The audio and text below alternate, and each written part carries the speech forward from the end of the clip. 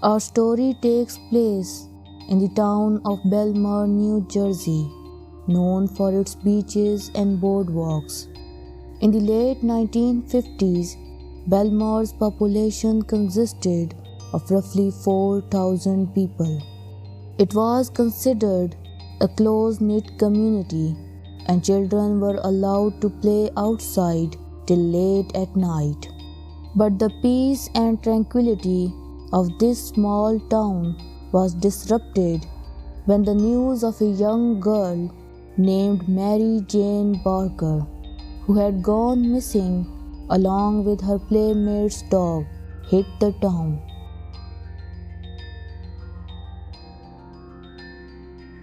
Mary Jane Barker was born on February 28, 1953, to Mr. and Mrs. Frank Barker in Belmar, New Jersey. Barkers also had two other kids named Carol Ann and Frank Jr., and Mary Jane was the youngest. On March 1, 1957, Barkers had planned to hold a joint birthday celebration for Mary and her father Frank. But just a few days before her fourth birthday, Mary Jane went missing, along with a 4-month-old spaniel dog from a yard near her home. On February 25, 1957, Mary Jane went out to meet with her friend Maria Frietta at a yard near her house, where she was playing with Maria and her dog. This was the last time anyone had seen her, and when her parents found out about her disappearance, they immediately notified police. One day after her disappearance, police found footprints similar to those of a man, a child, and a dog alongside the bank of a nearby stream. This led police to believe that Mary Jane Barker might have been abducted. Her disappearance caused a massive stir in the community, and everyone came forward to help find the young child. Well over 1,000 people volunteered, and they, along with the police, scoured every nook and cranny of the town. The search for Mary Jane Barker was dubbed to be the largest search of the South Jersey's history. On 27 February, Mary Jane's parents appeared on television and appealed to the kidnapper to leave Mary Jane in the nearest church. Mrs. Barker said, "We promise from the bottom of our hearts to do all that we can to keep you from harm." On March 2, 1957, FBI was officially brought in for this case.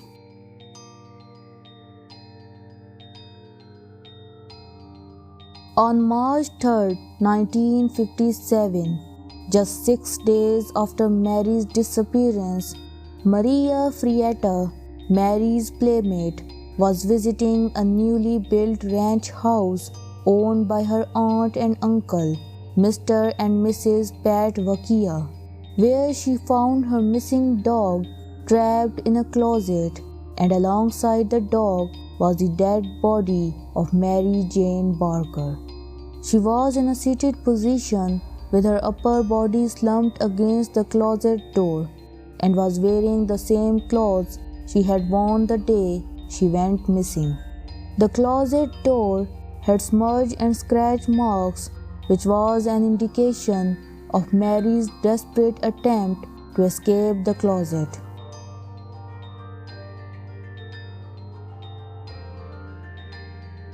On March 4, 1957, Camden County Coroner Robert J. Blake ruled Mary Jane's death as an accident. He said that this was a case of starvation and dehydration with exposure as a contributing factor. The medical examiners concluded that the child, while playing, wandered into the closet, became trapped, and died of fright and starvation. The possibility of her suffocating was also considered, but a physician in the medical team conducting the autopsy said that due to a hole in the closet, she couldn't have suffocated, and believed Mary Jane's cause of death to be lack of food. Medical experts estimated her time of death to be 3 days after her disappearance. Her stomach content showed that she had nothing in her system except some chocolate milk that she consumed on the day she disappeared. Robert J. Blake also added that there were no marks of violence on Mary Jane's body and no signs of a sexual assault. The thing that was odd about all this was the fact that the dog which was trapped alongside Mary Jane was perfectly fine and appeared to be recently fed by someone. This led investigators to believe that she had been put into the closet only a short time before being found. The dog was taken to a local veterinarian who suggested that in order to examine its stomach content, the dog had to be put down. On March 4th, the dog was euthanized by the doctors at the University of Pennsylvania to find out why the dog outlived Mary Jane Barker.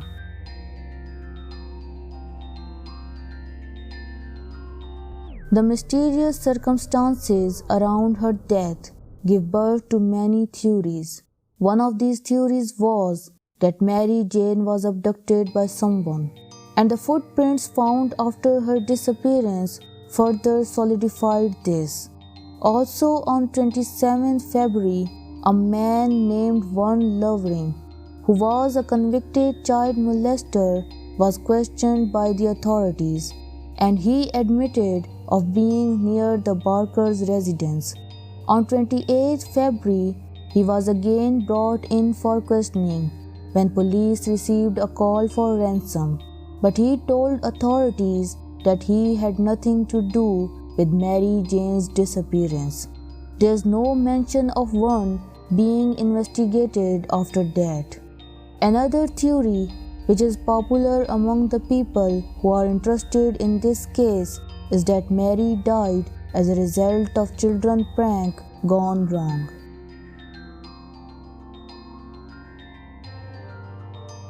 Mary Jane was laid to rest in New St. Mary's Cemetery.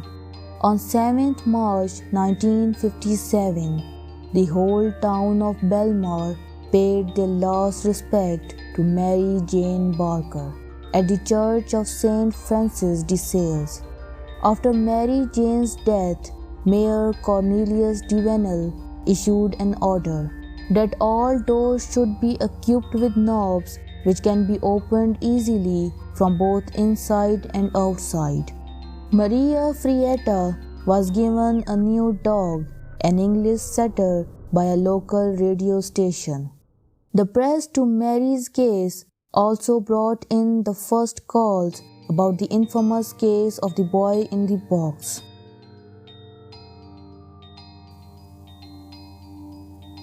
Though her death was ruled as an accident, but there are some things that make you think that there's more to this case which was left unchecked.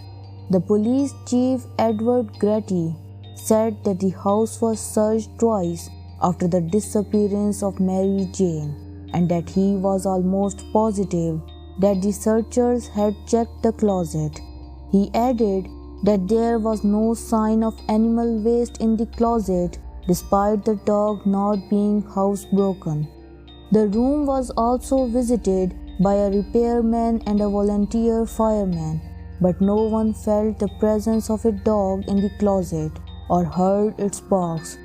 Reverend Harry McIntyre stated that he had searched the house on February 26 but never looked into the front bedroom closet.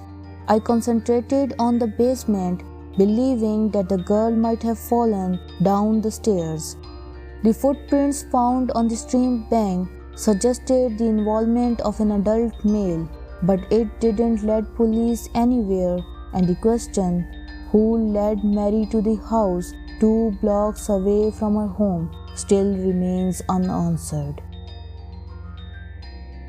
If we missed any detail about this case, please comment down below and reward us with your feedback. Also tell us about any other case you want us to cover. See you in our next video. Till then, goodbye.